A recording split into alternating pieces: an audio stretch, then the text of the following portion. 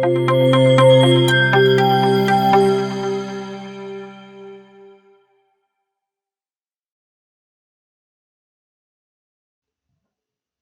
there are a lot of great tools for sculpting and modeling in ZBrush, but many of them create geometry that is hard to use in other software. For example, Dynamesh and Sculptress Pro and other features creates very dense or messy geometry. We can use a tool called a ZRemesher inside ZBrush to create a new model with the same shape, but with a much more animation and subdivision friendly geometry and topology. So let's check it out. So I have this head of my character over here, and if I will turn on my polyframe here, Shift F, and you will notice that there are a lot of triangulated geometry over here. It's this geometry is completely mess. There is no way I'm going to able to animate this. So let's use a ZRemesher to fix this. Now, one thing about the ZRemesher is that it will replace your current object entirely. So what you need to do is that it's always better you go to your subtools and duplicate your subtool that you want to apply ZRemesher on, so that you can always go back to the original and try to fix that. Now I want to like soloize this to do the solo here. I have came through one of the options here. Let me check that here.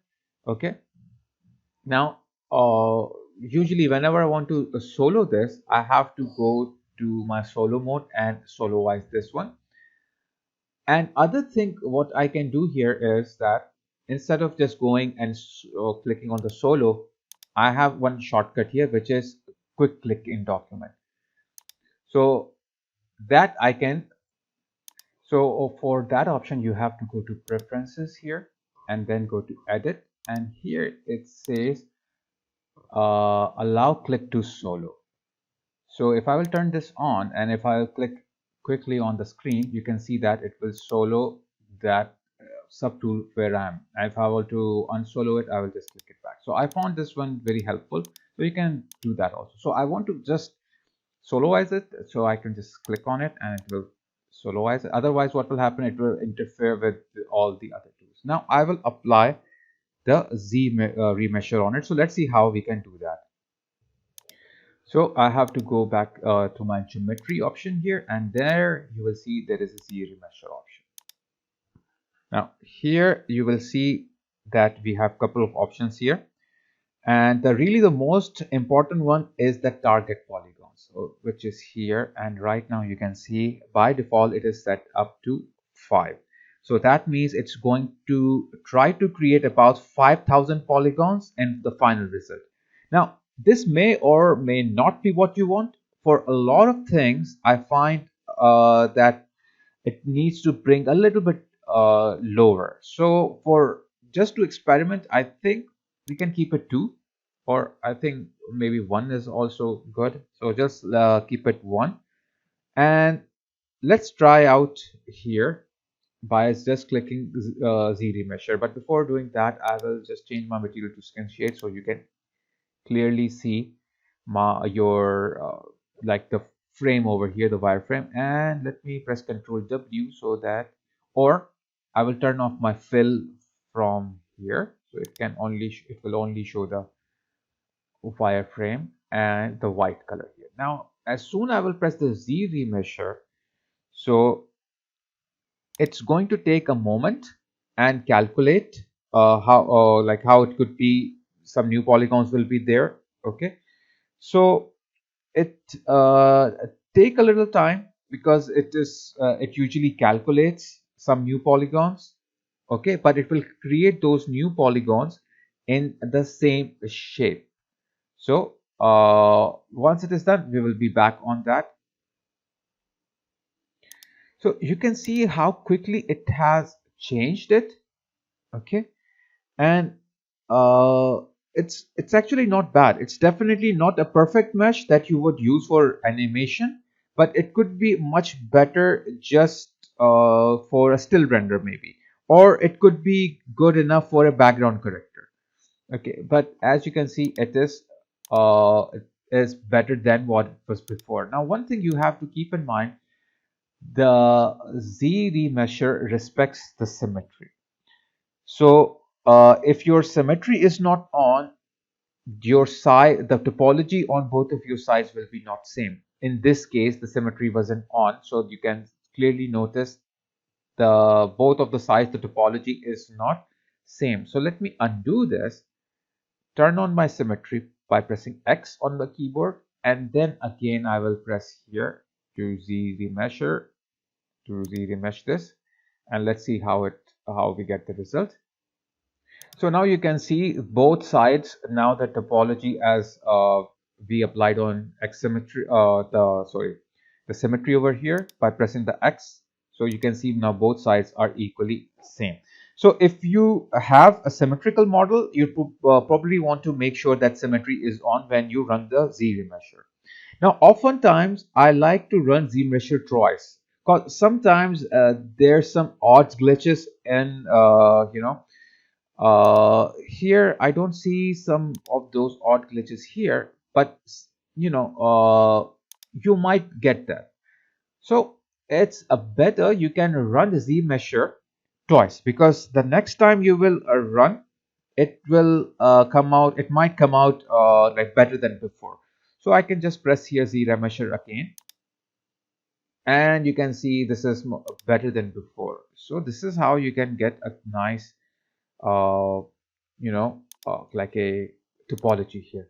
So quite looks good, and as I said, not that great which can be animated, but it can be animated, but it might be a little hard to do that, as some of them are like some parts are not going around like here in the mouth area, but still it's a good, like much better than what I had before.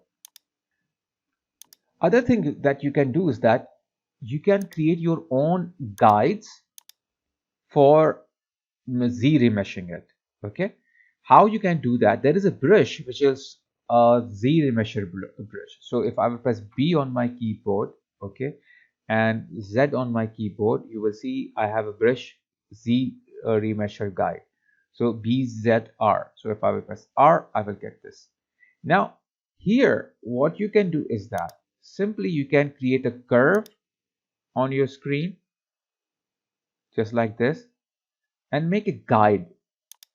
So it's up to you how you want your guide to be. So you can follow a nice topology and create that. Okay. In this case, what I will do is that because this this curve is quite far apart, so maybe I will lower down its curve steps to maybe 0.2 and then try. First, let me do this one. Yeah, now it's much better. So roughly I will do this, but you can take time, and as I'm on my symmetry, so it's making it symmetrical.